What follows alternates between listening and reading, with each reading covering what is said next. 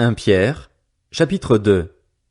Débarrassez-vous donc de toute méchanceté et toute ruse, de l'hypocrisie, l'envie et toute médisance, et comme des enfants nouveau-nés désirez le lait pur de la parole. Ainsi, grâce à lui vous grandirez pour le salut, si du moins vous avez goûté que le Seigneur est bon. Approchez-vous de Christ, la pierre vivante rejetée par les hommes mais choisie et précieuse devant Dieu, et vous-même, en tant que pierre vivante, laissez-vous édifier pour former une maison spirituelle, un groupe de prêtres saints, afin d'offrir des sacrifices spirituels que Dieu peut accepter par Jésus-Christ. En effet, il est dit dans l'Écriture, « Je mets dans Sion une pierre angulaire, choisie, précieuse. Celui qui croit en elle n'en aura jamais honte. Elle est donc précieuse pour vous qui croyez. Quant à ceux qui désobéissent, la pierre rejetée par ceux qui construisaient est devenue la pierre angulaire. Elle est aussi une pierre qui fait obstacle et un rocher propre à faire trébucher. Ils s'y heurtent parce qu'ils désobéissent à la parole, et c'est à cela qu'ils ont été destinés. Vous, au contraire, vous êtes un peuple choisi, des prêtres royaux, une nation sainte, un peuple racheté afin de proclamer les louanges de celui qui vous a appelé des ténèbres à sa merveilleuse lumière. Vous qui autrefois n'étiez pas un peuple, vous êtes maintenant le peuple de Dieu. Vous qui n'aviez pas obtenu compassion, vous avez maintenant obtenu compassion. Bien-aimés, je vous encourage, en tant que résidents temporaires et étrangers sur la terre, à vous abstenir des désirs de votre nature propre qui font la guerre à l'âme. Ayez une bonne conduite au milieu des non-croyants, afin que, là même où ils vous calomnient comme si vous faisiez le mal, ils remarquent votre belle manière d'agir et rendent gloire à Dieu le jour où il interviendra. À cause du Seigneur, soumettez-vous à toutes les institutions établies parmi les hommes, soit au roi parce qu'il est au-dessus de tous, soit aux gouverneurs parce qu'ils sont envoyés par lui pour punir ceux qui font le mal et approuver ceux qui font le bien. En effet, c'est la volonté de Dieu qu'en pratiquant le bien vous réduisiez au silence l'ignorance des hommes dépourvus de bon sens. Comportez-vous en homme libre, sans faire de la liberté un voile qui couvre la méchanceté mais en agissant au contraire comme des serviteurs de Dieu. Respectez chacun, aimez les frères et sœurs, craignez Dieu, honorez le roi. Serviteurs, soumettez-vous avec le plus grand respect à vos maîtres, non seulement à ceux qui font preuve de bonté et de douceur, mais aussi à ceux qui ont l'esprit pervers, car c'est une grâce de supporter des difficultés en souffrant injustement pour garder bonne conscience envers Dieu. En effet, quelle gloire y a-t-il à endurer de mauvais traitements si vous commettez des fautes?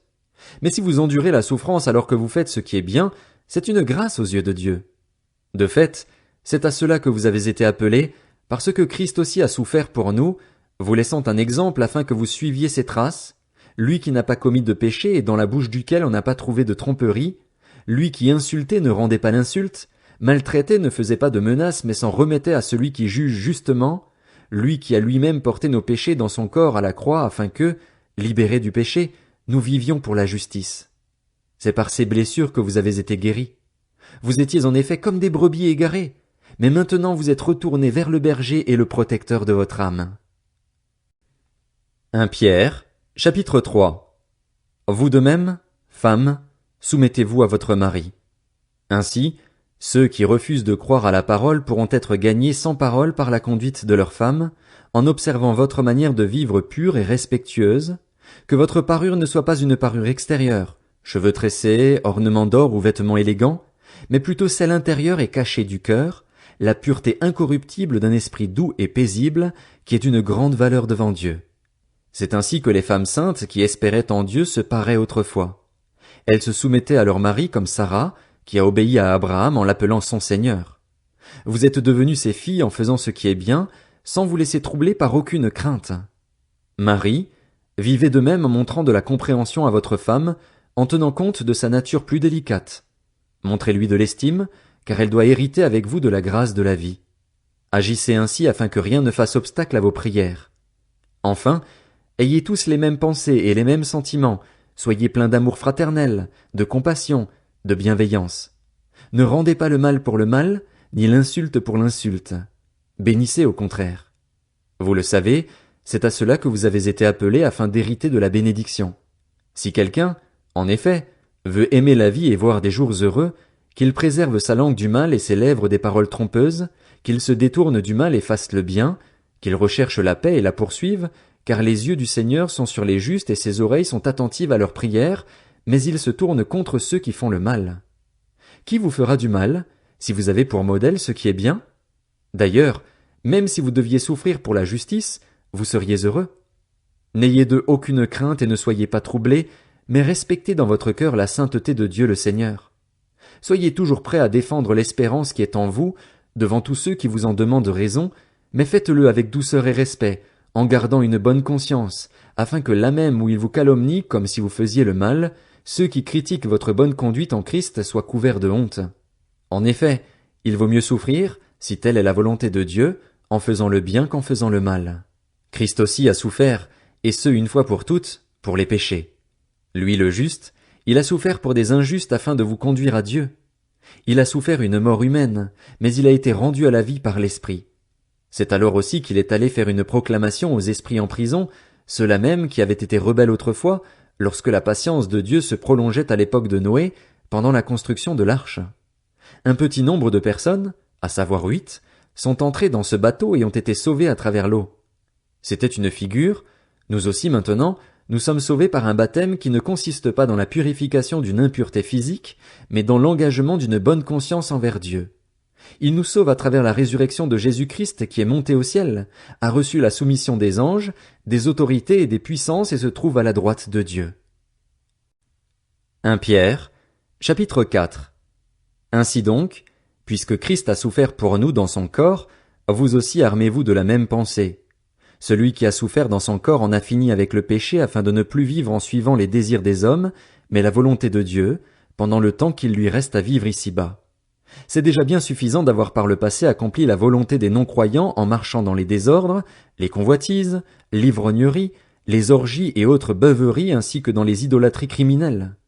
Aussi trouve-t-il étrange que vous ne vous précipitiez plus avec eux dans le même débordement de débauche, et ils vous calomnient. Ils rendront des comptes à celui qui est prêt à juger les vivants et les morts. En effet, l'Évangile a aussi été annoncé aux morts afin qu'après avoir été jugés comme tous les hommes ici-bas, ils vivent selon Dieu par l'Esprit. La fin de toute chose est proche. Soyez donc sages et sobres afin de vous livrer à la prière. Avant tout, ayez un amour ardent les uns pour les autres, car l'amour couvrira une foule de péchés. Exercez l'hospitalité les uns envers les autres sans murmurer. Comme de bons intendants des diverses grâces de Dieu, mettez chacun au service des autres le don que vous avez reçu. Si quelqu'un parle, qu'il annonce les paroles révélées de Dieu. Si quelqu'un accomplit un service, qu'il le fasse avec la force que Dieu communique, afin qu'en tout Dieu reçoive la gloire qui lui est due à travers Jésus-Christ. C'est à lui qu'appartiennent la gloire et la puissance, au siècle des siècles. Amen. Mes bien-aimés, ne soyez pas surpris de la fournaise qui sévit parmi vous pour vous éprouver, comme s'il vous arrivait quelque chose d'étrange. Réjouissez-vous, au contraire, de la part que vous prenez aux souffrances de Christ, afin d'être aussi dans la joie et dans l'allégresse lorsque sa gloire sera dévoilée. Si vous êtes insultés à cause du nom de Christ, vous êtes heureux, parce que l'Esprit de gloire, l'Esprit de Dieu, repose sur vous. Eux, ils blasphèment l'Esprit, tandis que vous lui rendez gloire. Que personne parmi vous n'ait à souffrir pour avoir tué, volé, fait le mal ou pour s'être mêlé des affaires d'autrui. Mais si quelqu'un souffre parce qu'il est chrétien, qu'il n'en ait pas honte. Au contraire, qu'il rende gloire à Dieu dans cette situation. En effet, c'est le moment où le jugement commence, et il commence par la maison de Dieu. Or, si c'est par nous qu'il débute, quelle sera la fin de ceux qui n'obéissent pas à l'évangile de Dieu? Et si le juste est sauvé avec peine, que deviendront l'impie et le pécheur? Ainsi, que ceux qui souffrent selon la volonté de Dieu s'en remettent à lui comme au fidèle Créateur, en faisant ce qui est bien.